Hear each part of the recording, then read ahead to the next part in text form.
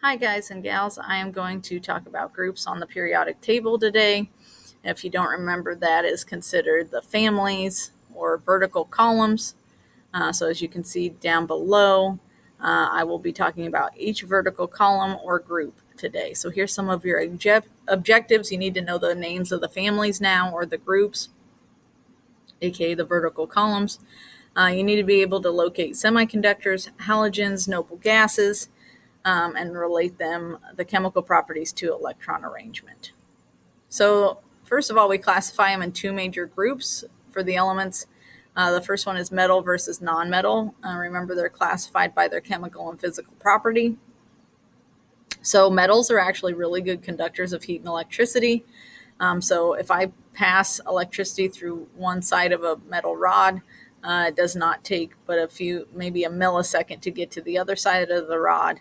And so those are really good conductors, and that's what we refer to as our metals. And there's a picture of just some of the metals you should know of at this point. So what's the idea of a semiconductor, right? Semiconductors are just an immediate conductor. They're not great, but they're okay. And that's what we call semiconductors. We use a lot of semiconductors in our electrical wires, our computers, our cell phones. They're okay just because they're more safe when we're looking at different metals. We don't want them to get too hot or heat up too quickly, and so those can spark fire. And so when we're using them for electrical equipment, we want them to be intermediate conductors or semiconductors. So then we get to group one, or the first vertical column to the far left of the periodic table. Those are alkali metals. They are highly reactive metallic elements located in group one. Okay, they're soft, so you can actually slice them here. You can see a picture slicing of this. They almost slice like butter. Remember that they are also, when exposed to oxygen, they are highly reactive. So I have to keep all these alkali metals for storage in vegetable oil. Okay. They also have, each one has one valence electron in its outer shell, so it's always trying to give that one valence electron away. Then we get to alkali earth metals. This is actually a really reactive metal, but it's not as reactive as group one. Okay. All of these alkali earth metals are found naturally on Earth. Okay. These have two valence electrons, so they are always trying to get rid of two extra electrons in their outer shell. Then we get to the transition metals. These transition metals are groups 3 through 12. It's right there in the middle. You can see them highlighted here below. These are your semiconductors. They are just intermediate. Like I said, we use a lot of these for wiring. We use a lot of these in computers, microchips, okay, cell phones, stuff like that. And that's group 3 through 12. Then we get the idea of the second biggest grouping is nonmetals. We literally have nonmetals are to the right, except for hydrogen, which is to the left, just because it acts like that first column. It's very reactive to oxygen. So hydrogen is kind of the exception to being on the right-hand side. But for the most part, all nonmetals are on the right-hand side of the periodic table. And these are poor conductors of heat and electricity. They do not transfer heat very well, and they do not transfer electricity.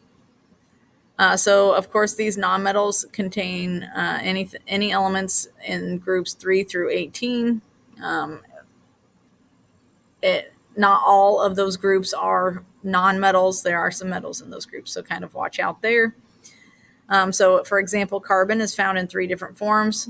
And so carbon is a nonmetal. We can find it as glucose, so a sugar. We can find it as chlorophyll, and we also can find it as isooctane, which is really neat. So even though an element is a nonmetal, there's still a lot of uses for those. Okay. And of course, since they're nonmetal, we find them all over on Earth naturally. And so we can get all kinds of, for example, here we've got chlorine tablets that you use for your pool. So I have a pool right under the chlorine tablets. We might even have acid rain. We don't around here, but down in South America, they've had bouts of acid rain.